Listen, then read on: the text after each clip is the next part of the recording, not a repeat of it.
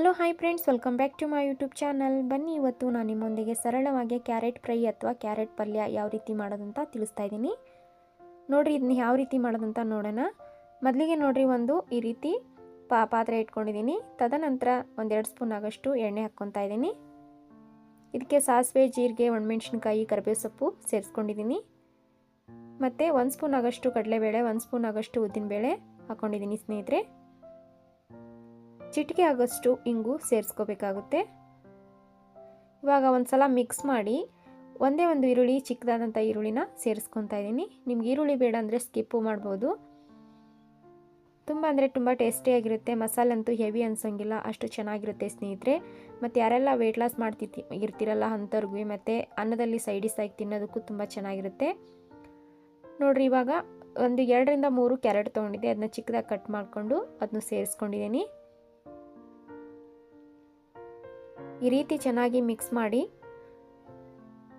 ತದನಂತರ ನೋಡ್ರಿ 1 ಸ್ಪೂನ್ ಆಗಷ್ಟು ಉಪ್ಪು ಸೇರಿಸ್ಕೊತಾ ಇದ್ದೀನಿ.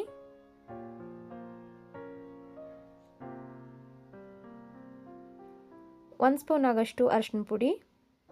ಇವಾಗ ಎಲ್ಲವನ್ನು ಚೆನ್ನಾಗಿ ಮಿಕ್ಸ್ ಮಾಡ್ಕೊಳ್ಳೋಣ. ಕ್ಯಾರೆಟು ತಿನ್ನೋದ್ರಿಂದ ತುಂಬ ಒಳ್ಳೆಯದ್ರಿ ಕಣ್ಣಿಗೆ ಅದು. ಹಾಗಾಗಿ ಈ ಒಂದು ಕ್ಯಾರೆಟ್ ಪಲ್ಯ ತುಂಬ ಸರಳವಾಗಿ ಮಾಡೋದು ನಿಮಗೆ ಹೇಗಂತ ತಿಳಿಸಿದ್ದೀನಿ ಸ್ನೇಹಿತರೆ. ಇದಕ್ಕೆ ನೀರು ಹಾಕೋಂಥ ಅವಶ್ಯಕತೆ ಇರೋದಿಲ್ಲ. ಇದನ್ನ ಹಾಗೆ ಲೋ ಫ್ಲೇಮಲ್ಲೇ ಒಂದು 5ರಿಂದ 8 ನಿಮಿಷ ಆದರೂ ಹಾಗೆ ಬೇಯಿಸಬೇಕಾಗುತ್ತೆ. ತುಂಬ ಅಂದರೆ ತುಂಬ ಟೇಸ್ಟಿಯಾಗಿ ಬರುತ್ತೆ. ಮಧ್ಯೆ ಮಧ್ಯೆ ಕಡಲೆಬೇಳೆ, ಉದ್ದಿನಬೇಳೆ ಸಿಗ್ತಾಯಿದ್ರೆ ಅಷ್ಟು ಚೆನ್ನಾಗಿರುತ್ತೆ ರೀ ಸ್ನೇಹಿತರೆ. ಇವಾಗ ನೋಡಿರಿ, ಇದಕ್ಕೊಂದು ಸ್ವಲ್ಪ ಹಸಿಕಾಯಿ ಸೇರಿಸ್ತಾ ಇದ್ದೀನಿ. ಭಾಳ ಅಂದರೆ ಭಾಳ ಟೇಸ್ಟಿಯಾಗಿ ಬರುತ್ತೆ. ಈ ಒಂದು ರೆಸಿಪಿ ನಿಮ್ಮೆಲ್ಲರಿಗೂ ಇಷ್ಟ ಆದರೆ ಪ್ಲೀಸ್ ನೀವು ಒಂದ್ಸಲ ಈ ಒಂದು ರೆಸಿಪಿ ಟ್ರೈ ಮಾಡಿರಿ. ಯಾಕಂದರೆ ಹೆವಿಯಾಗಿ ಮಸಾಲೆ ಹಾಕಿ ಮಾಡೋದಕ್ಕಿಂತ ಈ ರೀತಿ ಸಿಂಪಲ್ಲಾಗೆ ಸರಳವಾಗಿ ಮಾಡಿಕೊಡೋದ್ರಿಂದ ಮಕ್ಕಳಿಗೆ ತುಂಬ ಇಷ್ಟ ಆಗುತ್ತೆ. ಯಾಕಂದರೆ ಖಾರ ಅಂತೂ ಜಾಸ್ತಿ ಹಾಕಿರೋದ್ರಿಲ್ವಾ, ಅದಕ್ಕಾಗಿ ಬರೀ ಒಣಮೆಣ್ಸಿನ್ಕಾಯಲ್ಲೇ ಮಾಡಿರೋದು, ಜಾಸ್ತಿ ಹೆವಿ ಖಾರ ಅನ್ಸಂಗಿಲ್ಲ. ನೋಡಿರಿ, ಇವಾಗ ಕೊನೆಯದಾಗಿ ಕೊತ್ತಂಬರಿ ಸೊಪ್ಪು ಸೇರಿಸ್ಕೊತಾ ಇದ್ದೀನಿ. ಮತ್ತೊಂದು ಸಲ ಮಿಕ್ಸ್ ಮಾಡಿದರೆ ನಮ್ಮ ಕ್ಯಾರೆಟ್ ಫ್ರೈ ಅಥವಾ ಕ್ಯಾರೆಟ್ ಪಲ್ಯ ಅನ್ನೋದು ರೆಡಿ ಆಯಿತು. ಈ ಒಂದು ರೆಸಿಪಿ ನಿಮ್ಮೆಲ್ಲರಿಗೂ ಇಷ್ಟ ಆದರೆ ಪ್ಲೀಸ್ ಒಂದು ಲೈಕ್ ಮಾಡಿ, ಶೇರ್ ಮಾಡಿ, ಕಮೆಂಟ್ ಮಾಡಿ. ಹೀಗೆ ನನ್ನ ಚಾನಲ್ಗೆ ಸಪೋರ್ಟ್ ಮಾಡಿ ಸ್ನೇಹಿತರೆ.